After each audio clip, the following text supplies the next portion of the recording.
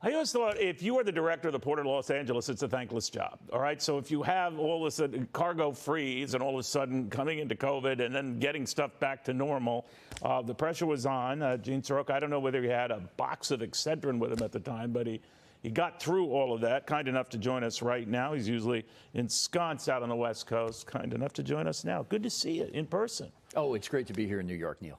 You and I were talking during the break about how we seem to be coming out of the worst of the supply issues. Not entirely, but what are you seeing? Yeah, the Port of Los Angeles is really wide open. We've taken it from 109 ships at backlog while moving near record amounts of cargo down to single digits by the end of July. Really? Terminal tarmacs are clean. The numbers on the ground, how long it takes a container to get off a ship and out into the economy, are almost at pre-pandemic levels, meaning good, fluid cargo movement. What about stuff from China?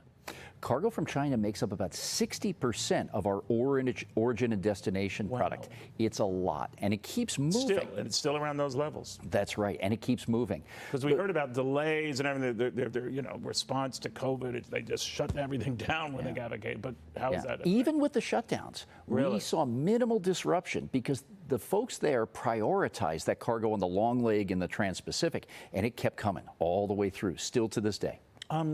You and I were also saying the break how you would advise holiday shoppers. When the supply chain thing, when people were telling us back around July, start shopping now.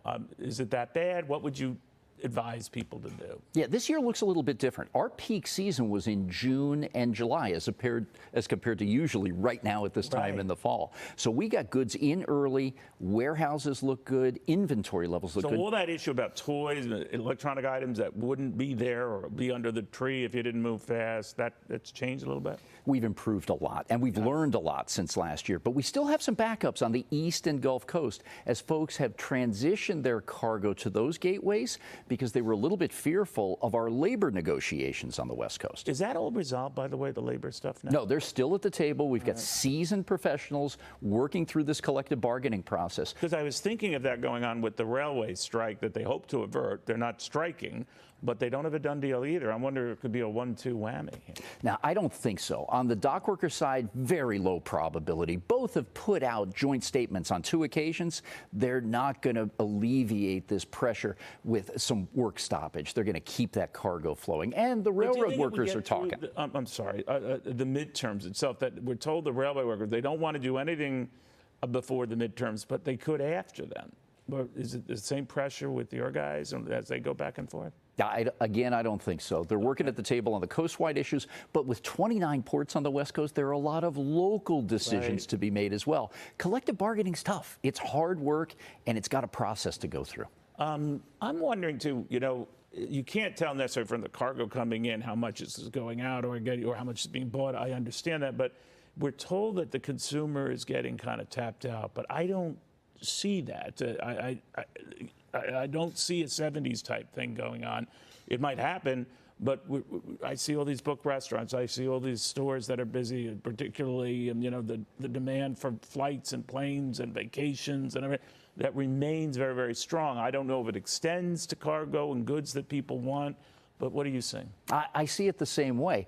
And the consumer spend is still strong. July, August, September, flat. No big decline as some had predicted.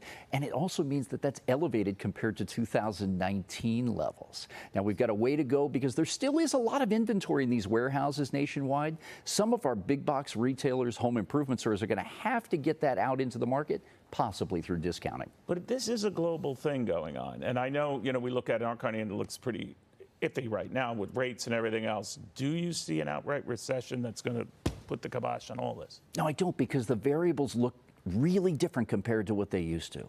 While we've got some drag on the GDP, you've got 10 million jobs open nationwide, lowest unemployment since the 60s, and the consumer continues to be resilient. Well, my wife couldn't carry it alone, and I'm happy that she has got company right now. Gene Seroka, very, very good to see you, the Port of Los Angeles director. Talk about a high-pressure job.